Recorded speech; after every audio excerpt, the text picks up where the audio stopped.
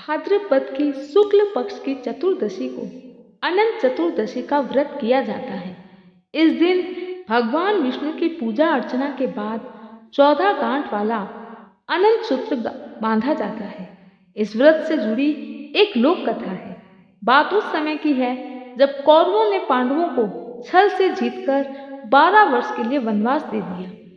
तब एक दिन भगवान श्री कृष्ण पांडवों की कुशल क्षेम पूछने के लिए उनके पास वन में गए। तब युधिष्ठिर ने भगवान श्री कृष्ण से अपनी सारी विद्या बताई। तब प्रभु ने अनंत चतुर्दशी के व्रत का संपूर्ण विधान बताया। पौराणिक ग्रंथों के अनुसार प्राचीन समय में सुमंत नाम के एक ऋषि हुआ करते थे, जिनका अधिकांश समय पूजा व्रत इत्यादि आदि में बीतता था। ऋषि सुमंत की पत्नी दीक्षा भी उन्हीं की तरह धर्मपरायण स्त्री थी, जो अपने पति की इच्छा के अनुसार सभी कार्य करती थी। कुछ समय पश्चात भगवत कृपा से दीक्षा ने एक सुंदर कन्या को जन्म दिया, जिसका नाम सुशीला रखा गया।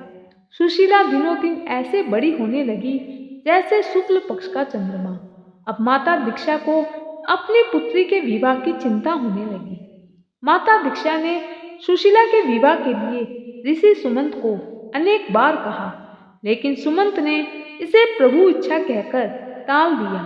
और अंतहीन एक दिन ऐसा भी आया जब माता दीक्षा को एक लंबी बीमारी ने आ घेरा और उसकी मृत्यु हो गई। ऋषि सुमंत ने दूसरा विवाह करने का निर्णय लिया। उनकी दूसरी पत्नी सुशीला की सौतेली माँ का नाम कर्कशा था। वह अपने नाम की तरह स्वभाव से भी कर्कश थी। वह अपने पुत्री सुशीला के साथ सौतेला व्यवहार करती थी। अब ऋषि सुमंत को भी सुशीला के विवाह की चिंता सताने लगी। काफी प्रयासों के बाद कौंडिन्य ऋषि से सुशीला का विवाह संपन्न हुआ, लेकिन यहाँ भी सुशीला को दरिद्रता का ही सामना करना पड़ा।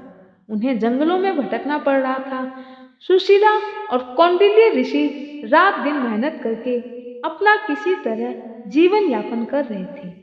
एक दिन सुशीला ने देखा कुछ लोग अनंत भगवान की पूजा कर रहे हैं और हाथ में अनंत रक्षा सूत्र भी बांध रहे हैं। सुशीला उन औरतों के पास गई जो पीपल वृक्ष के नीचे बैठकर भगवान अनंत की पूजा कर रही थी। सुशीला ने बड़े जिज्ञासु होकर उन महिलाओं से पूछा, बहन, ये तुम किसकी पूजा कर रही हो? आज क्या है और इस पूजा को करने से क्या होता है? तब वहां बैठी सभी स्त्रियों ने अनंत भगवान के व्रत के महत्व एवं पूजा का विधि विधान बताया। और उसी समय सुशीला ने व्रत का संकल्प लेते हुए अनंत रक्षा सूत्र अपनी कलाई पर भी बांध लिया। देखते ही देखते उनके दिन फिरने लगे, लेकिन कौंडिन्य ऋषि को अहंकार हो गया। उन्हें लगता था उन्होंने ये सब अपनी मेहनत से अर्जित किया है। अगले ही वर्ष भाद्रपद महीने के शुक्ल पक्ष में अनंत चतुर्दशी का दिन एक बार फिर से आया और सुशीला ने एक बार फिर से अनंत भगवान की पूजा विधि विधान से करते हुए प्रभु को धन्यवाद दिया और अपने पति ऋषि कौंडिन्य के पास गई। ऋषि कौंडिन्य उस समय अपनी तपस्या में संलग्न थे। सुशीला ने कुछ क्षण प्रतीक्षा की।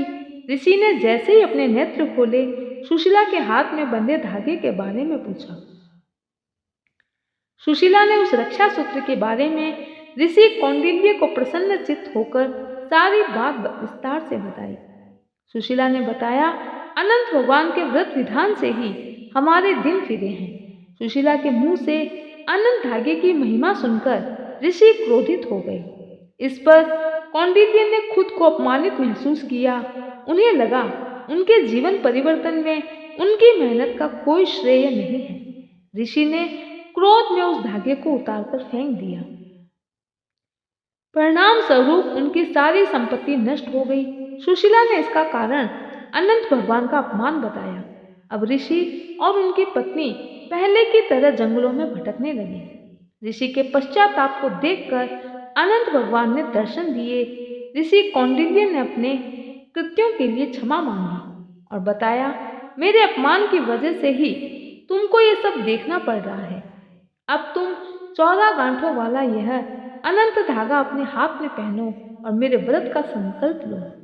इसके पश्चात भगवान श्री हरि वहां से अंतर ध्यान हो गए।